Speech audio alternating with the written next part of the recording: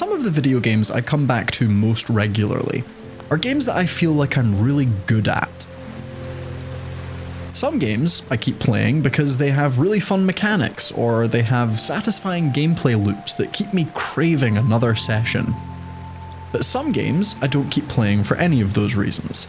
I play because they give me calming, serene, virtual safe spaces I feel like I can retreat to and escape from the stresses of daily life. I think games like those are really special, and I bet you can think of a few examples of your own.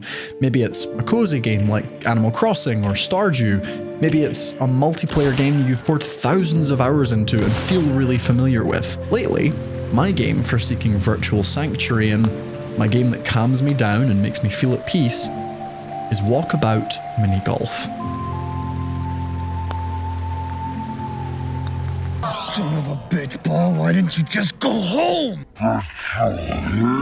The difficulty is, mini golf is a surprisingly tricky game, and although I swear this game is good for my mental health, it might be tough to show that when I'm getting frustrated by virtual crazy golf courses.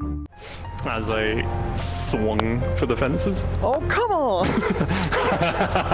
But in a weird way, I think that's why this game works. You can be playing a dreadful 18 holes. You can hit bogey after bogey, be really far above par, but it's almost like the scoring and even the golf itself is secondary to what's truly special about this game. I think there's a reason why this game's called Walkabout Mini Golf. It's because drinking in your surroundings and appreciating where you are, taking a calming moment to reset, are actually the main things you'll probably enjoy about it. The golf part is kinda secondary. Sure, you can play some very realistic and honestly amazingly well-designed crazy golf, and it can be stupidly satisfying. But the thing that keeps me coming back isn't always trying to get new records on each hole, it's the feeling that washes over me as I play. I've been playing a lot of this game recently, and not because I care about bettering my scores or finding hidden balls or the typically gamery tropes we tend to lean into with this hobby. I've been playing it because it feels like an escape from reality. It feels like a reset from whatever's stressing me out. It feels like a different side to gaming entirely, and one I think all of us need from time to time.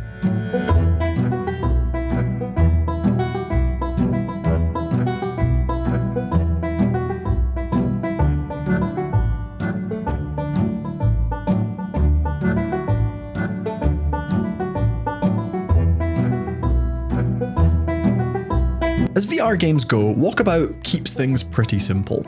Especially in recent years, as VR hardware has made big advancements, it seems like developers are trying to entice new players with massive scale RPGs or extremely technical experiences that couldn't have been done during this technology's genesis. But honestly, some of the best VR games I've played are the ones that go for a less is more approach, and Walkabout is definitely one of those games.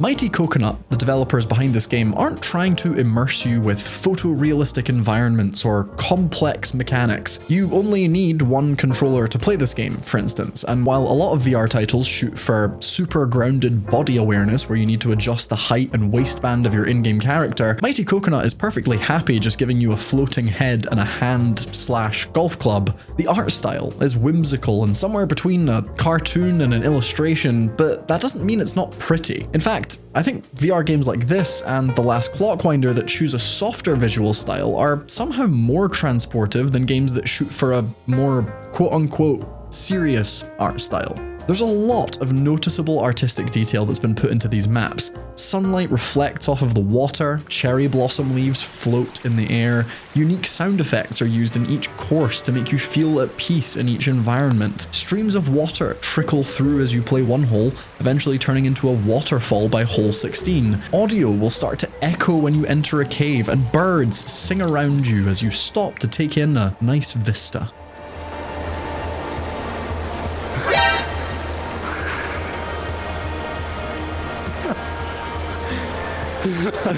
This isn't a game about immersing you in a gritty or fully realized world. If anything, this choice of art style signals to me that the developers of Walkabout are more concerned with making you feel like you've been transported to beautifully imaginative worlds that are unreal.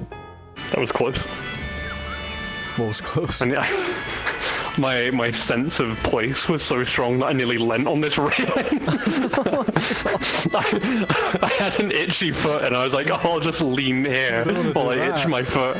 And I was like, oh god, I could have fallen into my television. The unique music for each course also gives them all a really distinct feeling. The track for the hub world is mischievous and sets the tone for this game's playful silliness. The Celtic theme for Seagull Stacks makes me feel oddly at home, like I'm visiting a remote Scottish island.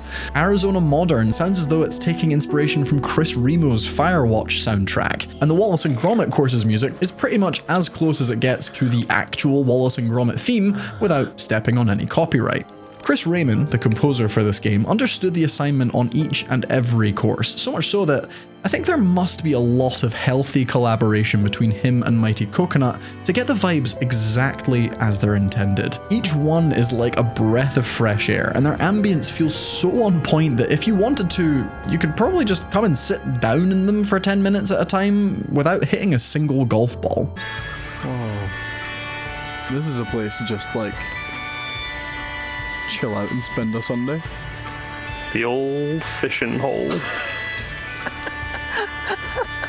This is truly one of the best looking and sounding VR games I've ever played, because every time I load in, I feel like I've stepped through a portal into a new dimension. So much so that even taking a zipline through the virtual forest feels real and tactile. No. I'm doing it!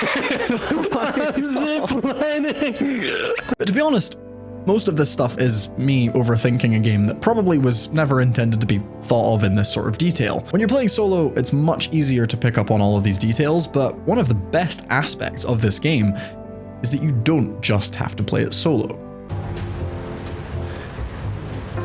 I like that you came as Weird Al Yankovic today. Thank you.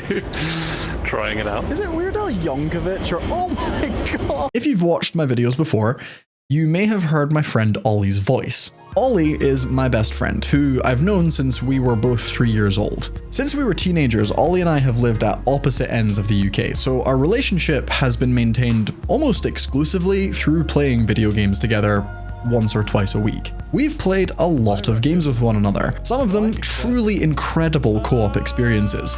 We've scrambled our way through the trials and tribulations of Returnal together, we put our friendship to the test while playing the Overcooked games, and we've laughed our asses off at dumb physics-based platforming games. And yet, some of my favourite games that I've played with Olly are ones that really don't require much input from us. For our friendship, games can really just be the background noise for us to catch up over, like two normal friends would over a coffee. Yeah, alright, I'll have 2 scoops, a large cone, in fact, you know what? Large cone, 3 scoops, we'll go chocolate, mint chocolate chip, other chocolate. Okay. My hand is a golf club. Oh. And it's incorporeal. I don't know what that means. Can I have ice cream or no? I can still see you, it's a glass. Even among these social hangout games like Supermarket Together, very few of them have hit quite as hard as Walkabout Mini Golf, in my opinion. This might sound weird, right? But this game manages to create a semi-physical space where Olly and I actually get to feel as though we're spending time in the same place together, which we only get to do in real life once or twice a year. Even in flat screen games, Olly is surprisingly good at using his in-game avatar like a puppet, which is really entertaining. But there's something about inhabiting the same virtual golf course in VR with him, where even with just a hand, a golf club, and a head, I can recognize his mannerisms because I've known him for so long. My brain can fill in the blanks. That isn't Olly using an in-game avatar as a puppet to try and be funny.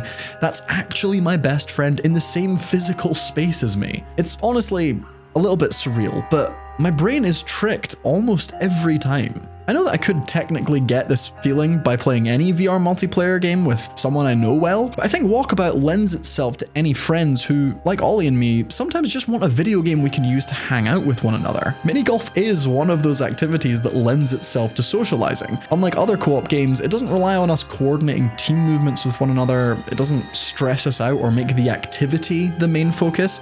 We don't have to pause the conversation while we fight a tough enemy or solve a complicated puzzle. We can catch up, we can do goofy shit, we can generally just have a really relaxing time, and again, the golf is weirdly secondary, even when it gets stupidly challenging.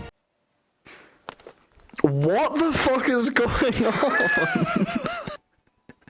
Lost the ability to even hit the thing. This is so dumb. It's not what I'm doing. And even if you do it right, it doesn't. What's the point?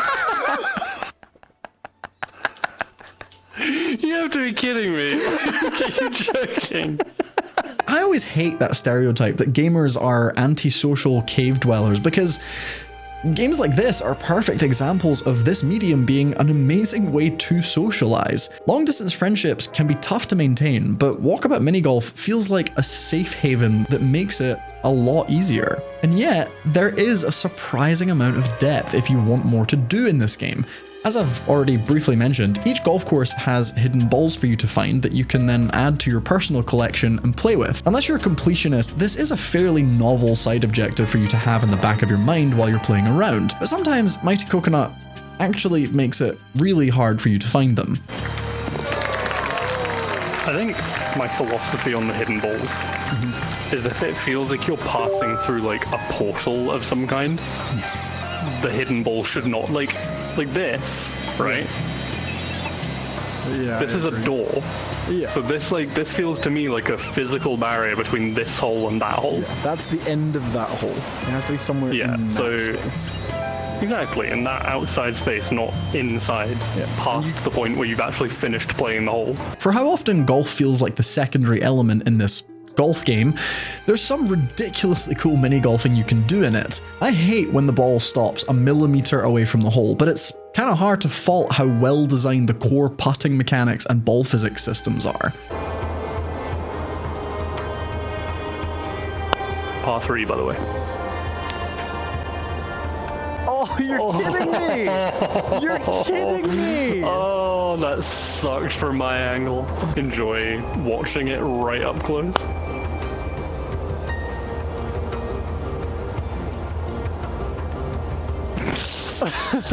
What the Like, are you kidding me? How does that even happen? And there is a lot of replayability if, like me, you actually kinda want to use this game to become a better golfer. Yes, some of the courses, like Upside Downtown, aren't going to be a massive help if you're working on your short game, but if you mind your technique, there's lots of putting practice to be had. And if you're just into crazy golf, somehow people are getting all holes in one on these courses that can seem impossible to even finish under par. What you get out of Walkabout is up to you. If you want a relaxing breath of fresh air, it's there for you to experience. But if you want to find every lost ball, ace every hole on hard courses, and train for your impending PGA career, there's a lot of scope for all of it. But there is an undeniably beautiful thing that happens in this game when a difficult hole is going poorly. I've lost it. Yeah, just take that. This is a point I haven't written in the script yet, but I will. It's like, give me.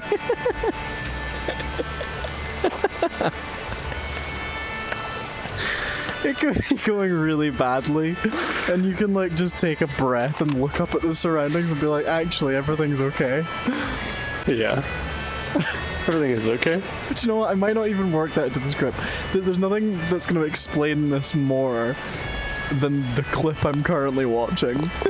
If you going back and forth on the screen and then collapsing into yourself. I'm aware that I'm giving pretty high praise to what is a very simple VR game, but I think this type of game is really important. So many ongoing games tend to inadvertently lean into toxic tendencies today. Their discourse will be weirdly combative online, players hate developers that make a game they've enjoyed for years, and some publishers are clearly just out to cash in on a live service model. But in the same way that Walkabout Minigolf feels like an escape from my daily life, it also kind of feels totally removed from those parts of gaming culture. I don't see that sort of toxicity on this game's subreddit. I see loads of helpful guide videos helping with lost balls, and I see a developer who keeps updating its game with really faithful and affordable DLC. One of the biggest reasons that I play games is for escapism, but as I get older and more jaded from this hobby, or the more I hear terrible news about the games industry, it can be hard to still get that experience from a lot of them. This game doesn't even have Steam achievements, so I don't even have to worry about the checklisting of completing too much of it. This year, no other game has made me feel like I'm actually escaping the stresses of my daily life like Walkabout Minigolf has. It's one of those experiences I can keep coming back to and use as a virtual sanctuary. I'll happily steal 10 or 15 minutes in this game during my lunch breaks. If I've had a busy day, there's no better way to decompress than by hitting the virtual links, either by myself or with a good buddy. Thank you so much for watching if you've made it this far. I really appreciate you sticking out till the end. Tell me, what is your virtual sanctuary? Is there a game that you use for cozy escapism? Let me know down in the comments section. I really want to thank Mighty Coconut for their support in making this video. They kindly hooked me up with some DLC codes to help record footage. They didn't sponsor me or anything like that, but as a still relatively small channel on YouTube, I seriously appreciate a cool studio like that supporting me creating content by giving me that access. So thank you so much again. If you like this video, you can see more by hitting the subscribe button and the bell icon. Thank you so much again for watching, and tune in next time.